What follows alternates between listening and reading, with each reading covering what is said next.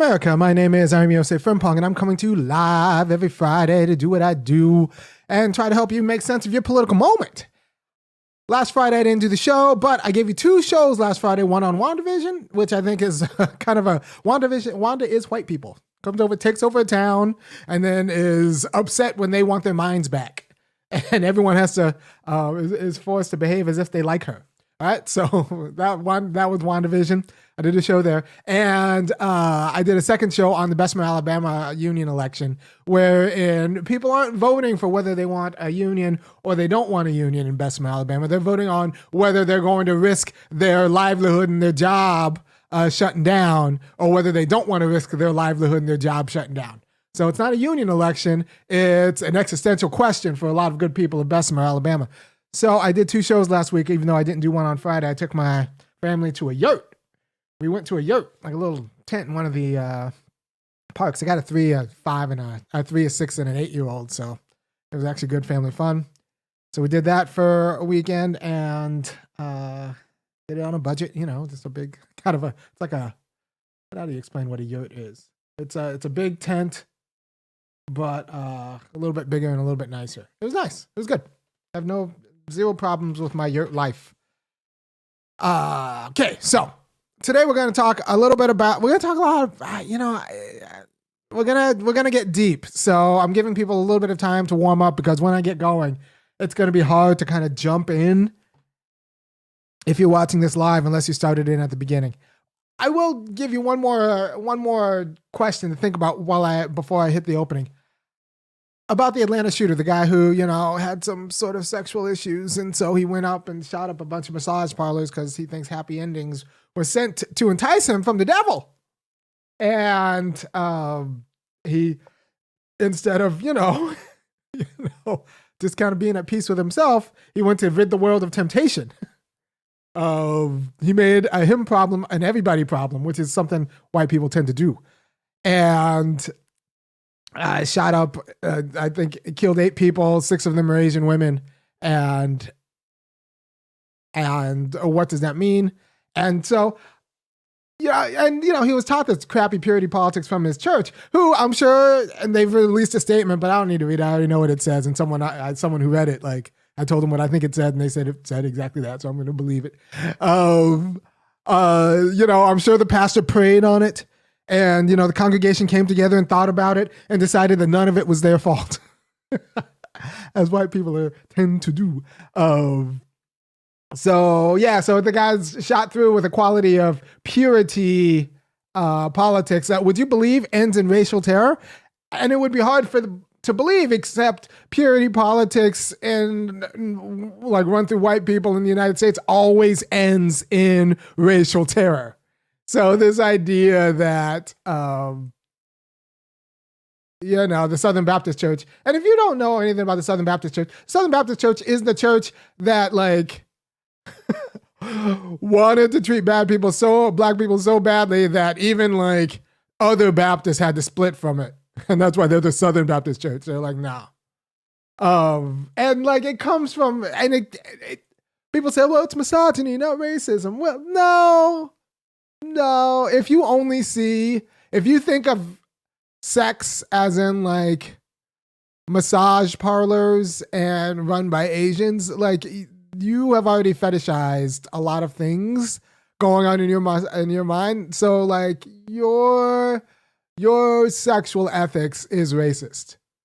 I spent some time in Jakarta, Indonesia, and there are a lot of sexpats. It's like expatriates who are known to just kind of go over there to screw. And, because the dollar's strong and the political economy is such that, they just go over there to be jerky Americans and screw the natives. And our political economy is such that with globalization, we've brought the sexpat industry to home. So you don't now have to go to somewhere to get what you need. So we have to talk about sex trafficking. I'm not going to talk about it on this show, but we need to talk about sex trafficking insofar as why are a lot of these folks ending up working in massage parlors. So why, and I would like a federal job guarantee so that, I have a complicated view of sex work, because I actually think it's possible that it's a service. So I'm not necessarily against it. And it could be like, I think, I don't know. I think people should be able to pay for sex if they want to. People should be able to pay for a lot of things that I don't necessarily wouldn't pay for myself. But if someone wants to provide sex for money and someone wants to provide money for sex, I think that that's possible. Plus, a lot of Black people, we don't have the best marriages, but a lot of white marriages are just held together by the husband's money anyway. So I don't want to say that there's these women in the suburbs and the McMansions are prostitutes, but like they're not prostitutes, or they're not sex workers. So I said what I said, and I'll continue to say what I say. And if you like me saying what I'm saying, would you believe talking like this makes me down white unemployable, depending on who you talk to? So go over to www.funkyacademic.com and kick in $5, $15, or $50 because you appreciate the quality of my mouth.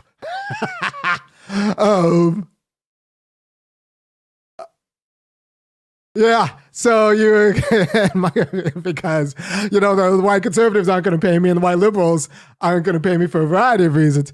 So I need you people who appreciate what I do every Friday to make sure that, my kids stay in violin lessons and I get a marketing budget and, support the kind of work I do. Because the reason more people don't do the work because that I do is not because this isn't how Black people think. It's because this isn't how white people let Black people talk.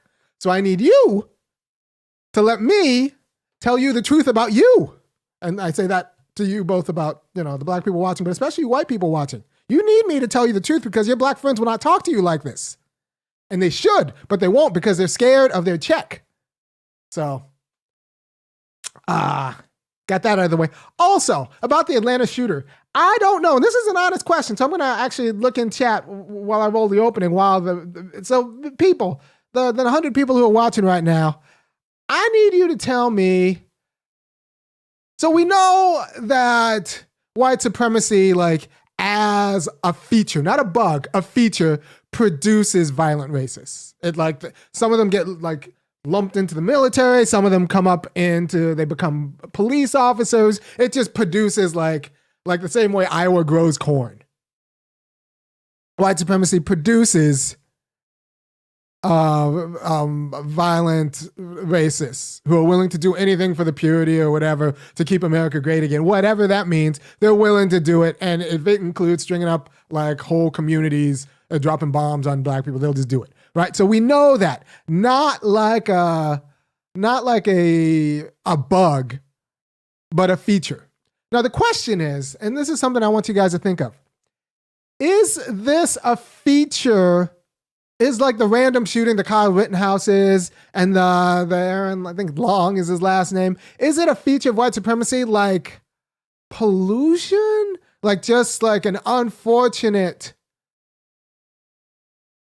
the guys that the military won't take and the police won't take, they get kind of spun out and then are freelance terrorists, wildcat terrorists. Now is that what's going on? Is it just detritus left over?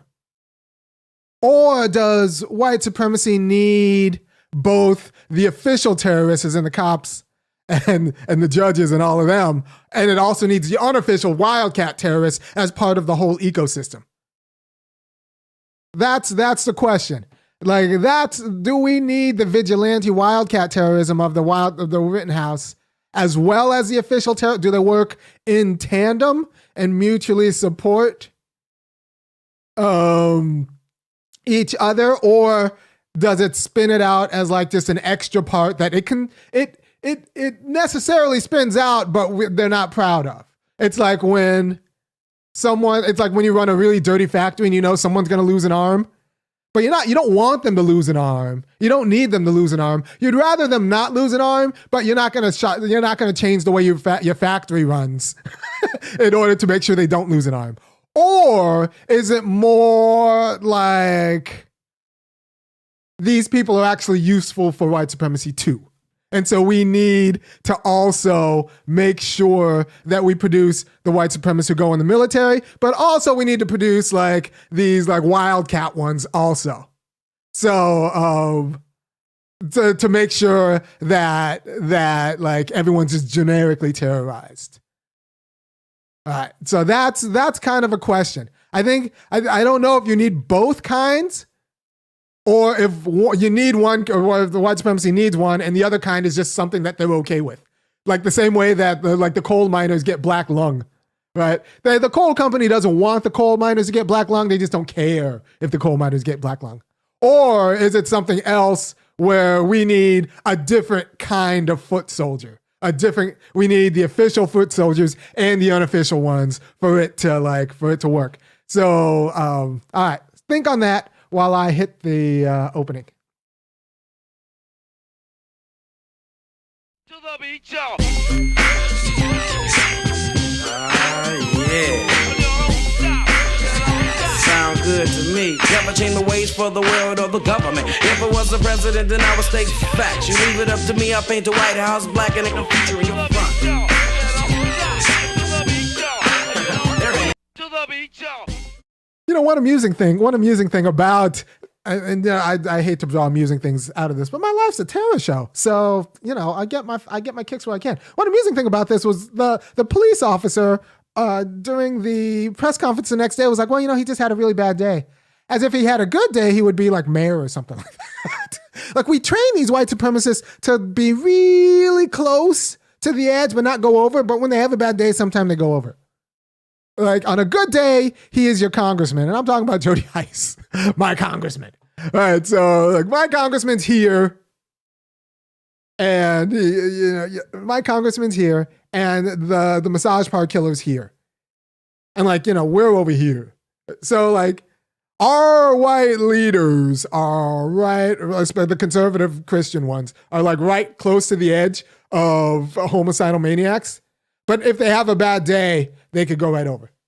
So sometimes they get mad when, you know, they train them to be like right here, and then, you know, by mistake they go over. They have a bad day and go over. I trained them to beat black people. I didn't train him to go home and beat his wife. That's white people for you. Like that's probably what the cop was thinking. So in the cop's mind, the killer isn't like anyone he doesn't like see at youth group that the cop goes to, right? It's just that when those people have a bad day, you can expect that this is what they do.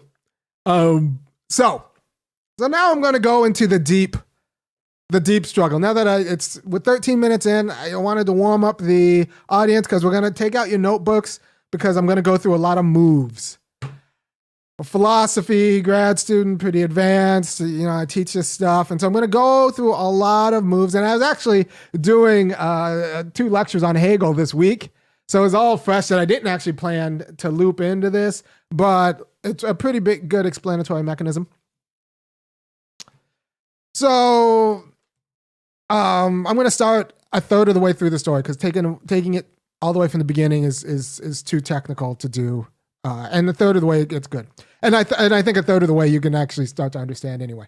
But so in explaining and how the world works, we know that the world, it's understood poorly, but it's a commitment of natural consciousness that there are objects out there in the world that we as conscious things study. The truth is out there and we study it. And the truth is out there, right? So the donut immediately tastes tasty. I don't know it's going to give me diabetes or give me a gut or anything like that. I have to through experience, I can learn, or someone else, my doctor or whoever, learns through that this eating not only is tasty, but also like, you know, does bad things, has the power to do bad things to my body, right? So the donut's got these properties have powers, and these powers do things to my body. I don't know that from immediately tasting it, but I know it through experience that the donut is a more complex thing than it immediately gets to me when I taste it, right? Animals that don't have this kind of understanding end up eating themselves to death because they figure if it tastes good, I should just keep doing it. How could it be bad? If loving you is wrong, how could it be right? I don't want to be right. which is actually a good song. Loving you is wrong. I don't want to be right. I'm gonna listen to that right after this. Anyway, so the donut, immediately tasty. Turns out the donut is through experience and watching other people, I understand that the donut has these other powers and it's a more complex object than it was when it was just tasty. Cool, right? So that's the first third. Objects out there have an independent existence. That independent existence has powers. And while I explain this to people, I start to understand that, I am kind of like that too, right? Myself is an object that has powers, and just like I have power over it, it has power over me. And I understand that I produce things out in the world, and then to affirm myself, just like animals eat me to affirm themselves and sustain their own livelihood. I eat them. And so wow, it's kind of like, so instead of the truth being out there, I come to understand, we go from consciousness to self-consciousness. I come to understand myself as the truth, as a true object with my own independence. And since I am the truth, as self-consciousness, the self becomes you run into a contradiction. So I'm the truth as a self, and then I'm still a factor of natural consciousness. So I'm aware that the world has an independent existence that could have power over me. The objects in the world have independence, right? So now I have a logical account of the desire to negate the independence of the things in the world and make them conform to being for me because I'm the truth. Right? And you kind of see this. Let me get my 3-year-old, right? So my 3-year-old will be building with magnet blocks. And building with magnet blocks and building with magnet blocks. And then one of the magnet blocks will betray him and will fall down. And then he gets upset because he wanted the magnet blocks to be for him, but then the magnet blocks end up being for themselves, independent of his will or of his aspirations. And so he'll get mad at their independence and just knock the whole thing down as a way to assert himself and to show the world who's boss that it's not independent from him. That's white people. Right? It's also the logical structure of desire. The logical structure of desire is such that it's the rationality to snuff out the independence of objects in the world and to affirm that everything in the world is for you. That's so when I consume something, that's what I'm doing. That's, I'm taking its independence. I am extinguishing it while making it a part of me and then pooping out what I don't need. So that's just not just consuming, but objects in the world also include other people. So, like I said, this is colonialism insofar as when other people aren't working for you, you want to extinguish their independence and have them work for you. And make sure that it's known to be you. Now, this is where the philosopher I study a lot is Hegel, but I didn't just study them. Martin Luther King studied him, and Marx studied him, and C.L.R. James studied him, and Fred Hampton. A lot of Newton studied him, Huey P. Newton. So a lot of the black people you want to be around studied him. So I study Hegel for a few different reasons. He was like, all right, so historically you can kind of see this as a logical construct within a struggle for recognition, right? So two people who want to extinguish the independence of each other struggle for recognition unto death. They care about their self more than they care about life. They care about their truth more than they like their truth, and their truth is in themselves. And so they want to extinguish the independence of others, and the other person has to work for them for that independence to be extinguished. But so what you get there in that struggle for recognition is one person saying I'd rather work for you than die. And the other person saying well, good for you, make what I want and I won't kill you and I'll just consume what you make.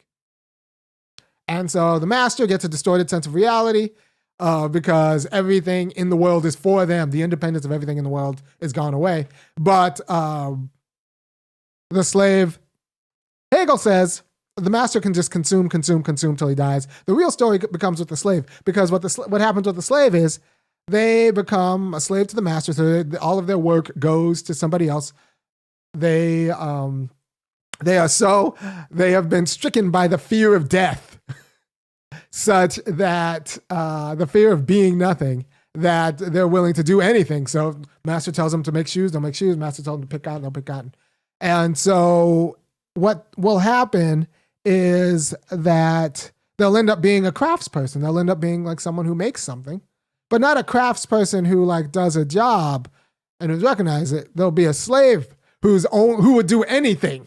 It's not someone who picks to be a plumber or a roofer or anything like that. It's someone who would do anything to avoid being nothing, which is death, which is like the conception of death, right? So, but what happens with the slave in Hegel's kind of conception is that he sees the slave actually does get a kind of freedom. So the freedom of the slave comes in their making. They do get to extinguish the will of something in nature that they form. So if they're a slave cobbler, they get to make a shoe, even if they have to give the shoe to the master. And in being able to kind of turn something into nature, turn something from the independence of nature into something that's for you, even if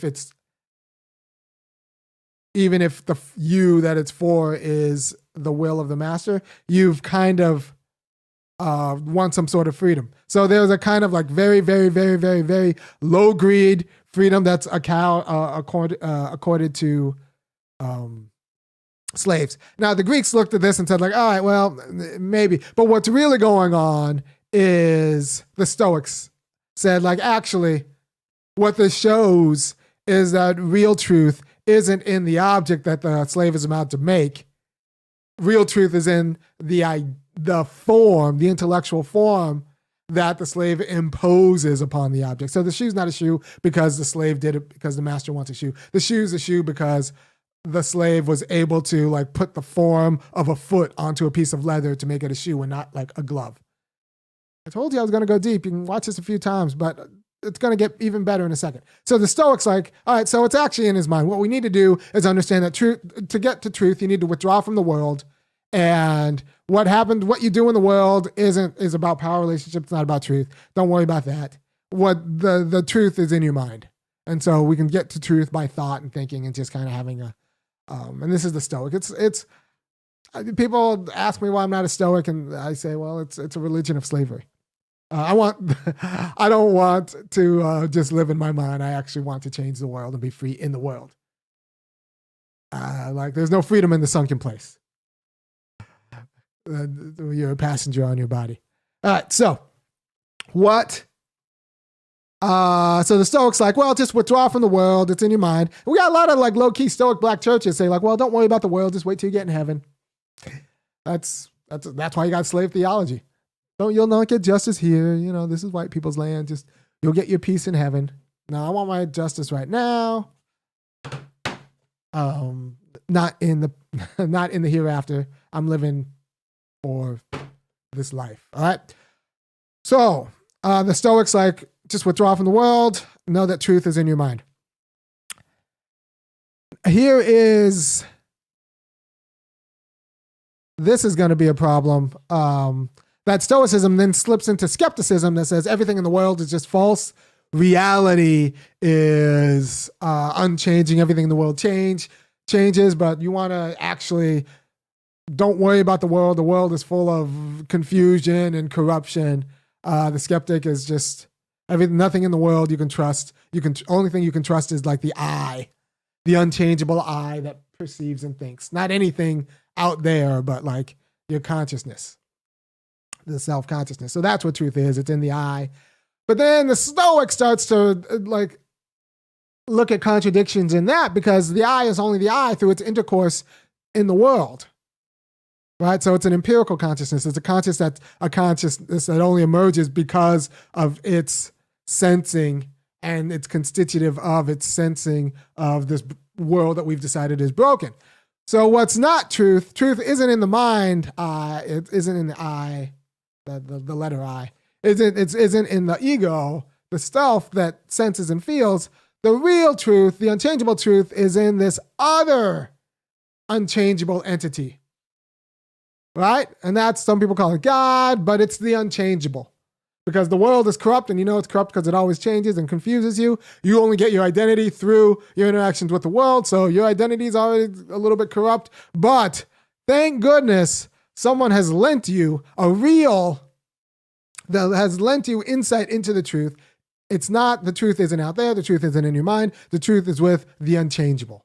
And it is through the grace of the unchangeable that I have any dignity at all. Without that, I would be a mess. Sound familiar? All right. Well, so this is how skepticism kind of glides into an unhappy consciousness. And so at this level of the unhappy consciousness that knows that all of its relationships are bogus, but the only true thing is something other than it. It's an I that has gifted it the sensibility to understand its like depraved conditions. Or so how does the person in this situation rescue any meaning from their life? Well, they can actively, they could pray to the unchangeable. They could pray to what's good and the true. They could pray to that. But then that prayer is an activity. So since that prayer is an activity of the conscious self, and that it's going to be fraught also with all of the problems of the world. So prayer isn't going to be the answer. Direct prayer isn't going to be the answer. What else is going to be? So if that's not going to be the answer, what's going to be the answer? What about surrendering yourself to the unchangeable? To God. If you just surrender yourself to God, you'll be fine. Well, you can't directly surrender yourself to God because that's an activity that's an activity of your broken self. So you're going to screw that up just like you screw up everything else in your life.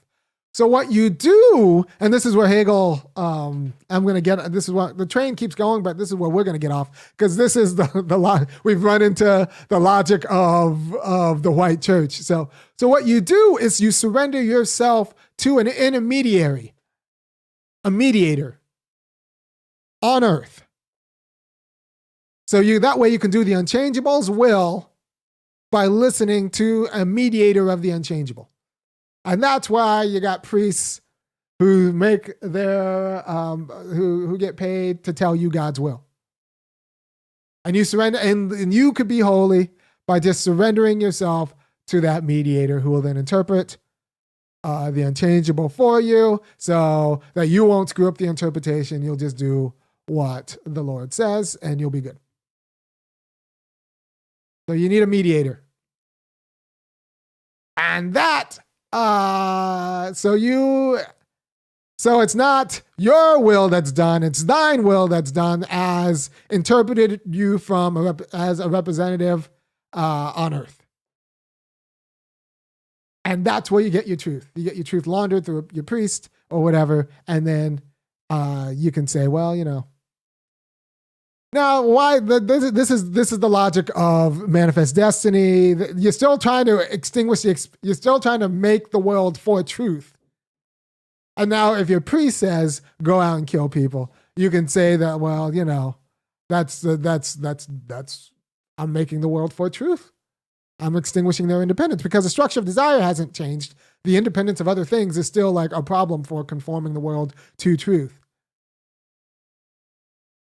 But now I found a way to launder it through a mediator, and truth is now alien from me. The only way I can get to it, can't get to it directly. I can only get to it by surrendering myself to the will of a mediator, and that through surrendering myself to the will of the mediator, I then surrender myself to the unchangeable itself.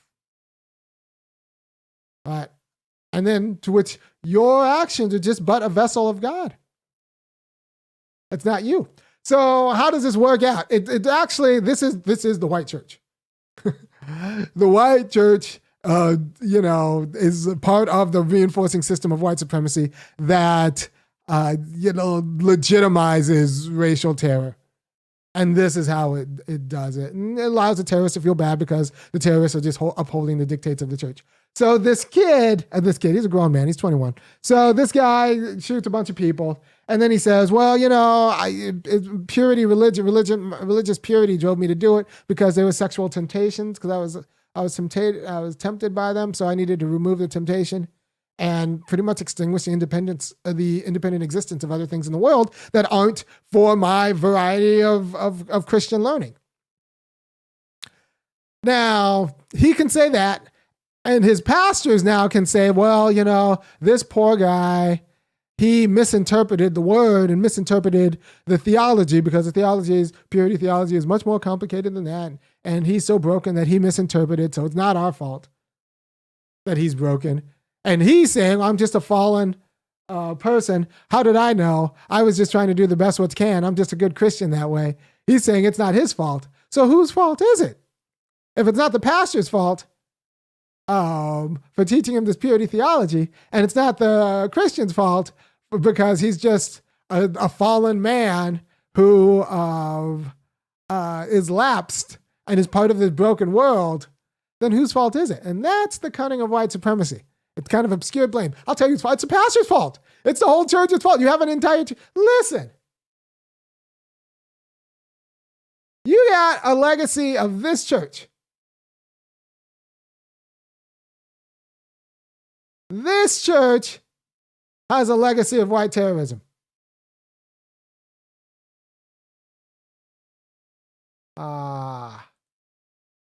And they're surprised when they produce yet another terrorist. Yeah, they have a white terrorist, Jesus.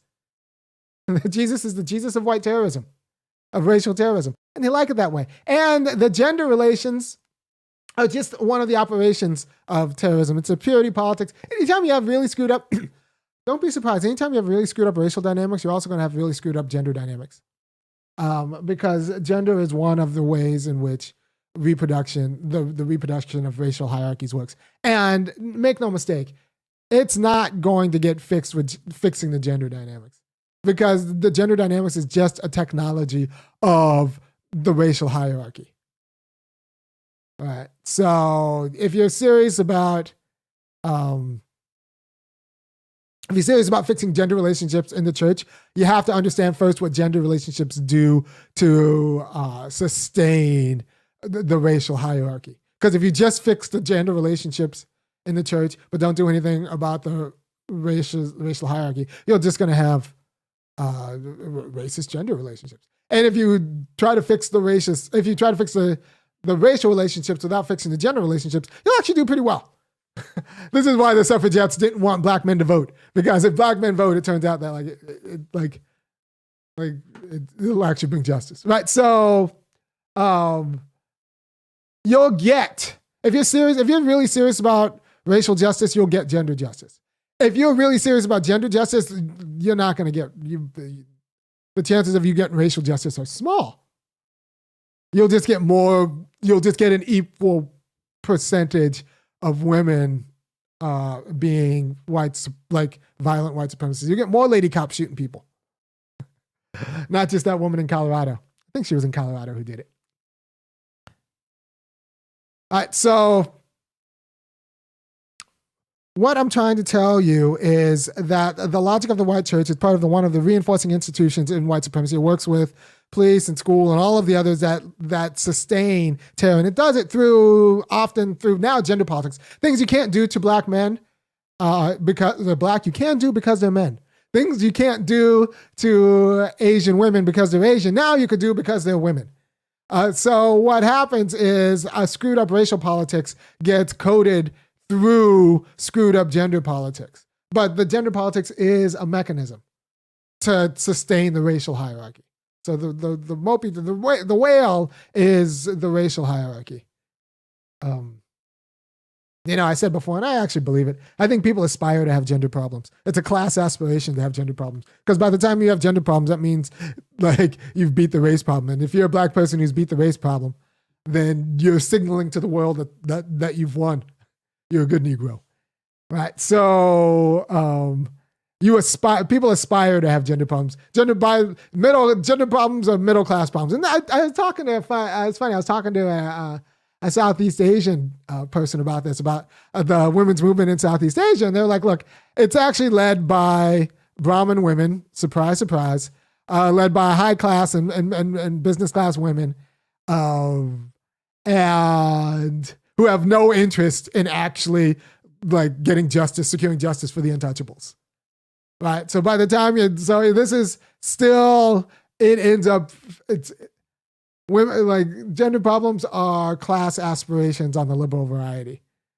And so you got to watch these people who put gender first because they're actually, especially black people. If you're a black person, you're putting gender first. That means you're just like, yeah, you're a problem. So,